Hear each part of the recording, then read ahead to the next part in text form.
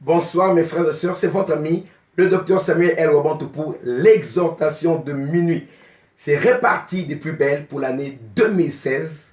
Par la grâce de Dieu, il nous a accordé dans sa miséricorde la grâce de voir cette nouvelle année. Il a commencé avec nous l'année comme étant Alpha. Nous croyons qu'il cheminera avec nous tout au long de l'année comme étant Emmanuel, le Dieu avec nous, comme étant Yahweh Shammah, l'Éternel est présent. Il sera présent dans nos vies, présent dans tout ce que nous faisons, présent dans tout ce que nous entreprenons. Et par sa miséricorde, nous croyons qu'il nous aidera à conclure en beauté l'année 2016 comme étant Oméga.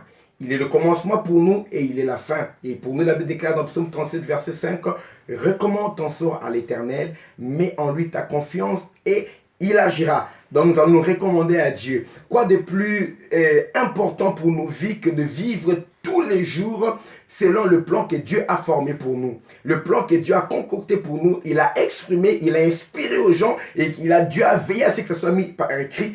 Et c'est la parole de Dieu. La parole de Dieu, c'est la sagesse par excellence dont nous avons besoin pour vivre ici sur la terre. Ça introduit directement le message que je vais avoir à partager avec vous pendant cette semaine. Je parlerai donc de la sagesse. Le thème de mon message, donc je l'ai intitulé « La sagesse de Dieu pour une vie bénie » ou « La sagesse de Dieu pour une vie heureuse ». Nous aspirons tous au bonheur, nous aspirons tous à la joie. Personne ne veut le malheur dans sa vie, personne ne veut la tristesse, personne ne veut souffrir éperdument. Si nous souffrons, nous acceptons de souffrir momentanément pour arriver à un résultat de bonheur.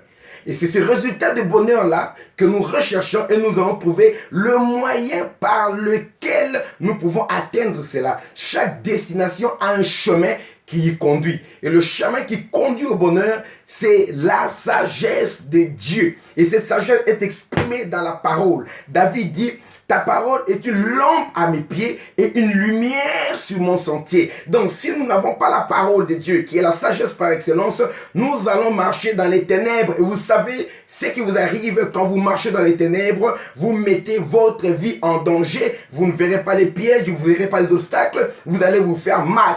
Vous pouvez arriver à destination, mais avec beaucoup de bosses, beaucoup de problèmes que vous auriez pu éviter si vous aviez simplement pu allumer la lumière pour voir clairement et distinctement votre chemin et qu'est-ce qu'il y a devant vous pendant votre marche. Et nous allons partager cette parole et je demanderai à toute personne, qui que vous soyez pasteur, serviteur de Dieu, servant du Seigneur, vous soyez ouvrier du Seigneur, nouveau converti, quelqu'un qui est ancien, et dans les choses de Dieu, cette parole de sagesse va vous bénir tout au long de cette semaine. Que vous soyez même un athée, un musulman, un incroyant, un juif, un bouddhiste, peu importe, la parole de Dieu qui a la sagesse de Dieu en elle va vous bénir pendant toute cette semaine, pour vous aider à vivre une vie bénie, une vie épanouie. Même les païens, Dieu est bon pour eux. Là, car Dieu il fait lever son soleil pour les bons et comme pour les méchants, il fait tomber la pluie même pour les bons et pour les méchants. Et il déclare que Dieu ne veut pas que le pécheur meure. Il veut que le pécheur se répande et qu'il vive. Et Dieu a donné son fils pas pour les justes. Jésus a dit: je ne suis pas venu pour les justes, je suis venu pour les malades, parce que ce sont les malades qui ont besoin de médecins. Là, déclare dans Jean 3, verset 16, Dieu a tant aimé le monde impie, le monde méchant, le monde impudique, le monde meurtrier. Là, déclare Dieu a tant aimé le monde qu'il a donné son fils, afin que quiconque croit en lui ne périsse pas et qu'il ait la vie éternelle. Donc, c'est cette vie-là qui est en Jésus-Christ exprimée dans sa parole que nous allons avoir à partager avec vous pendant toute cette semaine, avec ce thème, la sagesse de Dieu pour vivre une vie bénie ou bien une vie heureuse. Nous avons donc 5 jours à partir de demain, lundi, mardi, mercredi, jeudi, vendredi, chaque jour à minuit. Et chaque jour, nous aurons un thème, donc un sous-thème que nous allons avoir à développer avec vous. Premier jour, demain, donc lundi, nous parlerons de la sagesse et la spiritualité. Ce qui concerne la sagesse et notre relation avec Dieu, notre relation avec la vie spirituelle. Je vous fais remarquer quelque chose. Des 10 commandements que Dieu a donnés à Moïse, qui est la base de la parole de Dieu, des 10 commandements, les 4 premiers commandements concernent la relation de l'homme avec Dieu.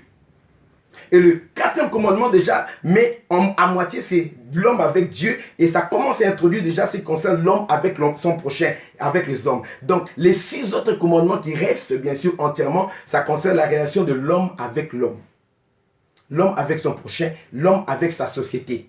Donc les 4 commandements, le premier concerne l'homme avec Dieu et les 6 autres, donc le plus grand nombre de commandements de Dieu concerne notre vie dans la société. Les gens ont cru que la vie spirituelle concerne à s'enfermer avec Dieu, de dire que ma vie spirituelle ne concerne pas le monde. Non, non, Dieu nous a laissés sur la terre pour influencer le monde en son nom. Il a appelé Abraham et lui dit que toutes les familles de la terre seront bénies en toi et à ta postérité. Il a appelé Israël de Dieu, l'Israël, au travers de Jacob et les 12 tribus, il a appelé Israël pour être un instrument didactique, pour enseigner au monde qui est le vrai Dieu, le Dieu d'Abraham, d'Isaac et de Jacob. Et aujourd'hui, c'est au travers de l'Église que Dieu parle. Dieu veut que l'Église soit influente dans le monde. Nous avons un rôle à jouer. Et pour avoir une bonne relation dans la société, dans la vie que nous avons besoin de la sagesse de Dieu. Donc, premièrement, ce sera la sagesse et la spiritualité, le premier jour. Le deuxième jour, nous parlons de la sagesse et le leadership. La position de commande, la position de gouverner, la position élevée. Quand on est leader ou quand on aspire au leadership, on aspire à une position de prise de décision et d'influence, la part de la sagesse là-dedans. C'est ce que nous verrons le deuxième jour de le mardi. Le troisième jour, nous verrons la sagesse et les relations. Donc, nous verrons les relations qui concernent la société. Premièrement, que ce soit les relations avec les membres de famille, que ce soit les relations avec les amis ou bien des connaissances. Bien aimé, tu peux être béni par une connexion qui bénit ta vie, qui change l'histoire de ta vie. Parce que c'est par l'homme toujours que l'homme sera béni. Nous verrons la sagesse et les relations. Et une relation qui est faussée peut aussi te fermer la porte alors que tu as travaillé durement. Il y a des gens qui ont fini les études, mais ils n'ont personne pour le mettre le pied à l'étrier pour accéder à l'emploi. Mais ceux qui ont de bonnes relations, le monde est témoin, vous savez, ils obtiennent le travail facilement sans s'arracher les cheveux de la tête. Et nous allons aller donc le quatrième jour, nous parlerons de la sagesse et le mariage. Avant le mariage, pendant le mariage, et pour certains malheureusement, après le mariage. Parce qu'il y a des gens qui sont de veuves, il y a une vie qui vient. Parce qu'avec la mort de l'un des congés, le mariage s'arrête là.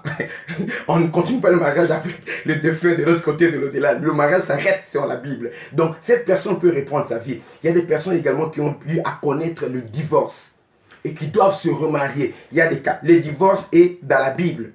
C'est spécifié dans quel cas, mais c'est reconnu dans la Bible. Donc, à ceux qui ont connu le divorce, quelle est la part de sagesse là-dedans pour vivre une autre vie, parce qu'il ne faut pas cumuler échec sur échec. Je vais dire ceci, quand tu prends tous les échecs que tu as rencontrés dans ta vie, le point commun entre ces échecs-là, c'est toi.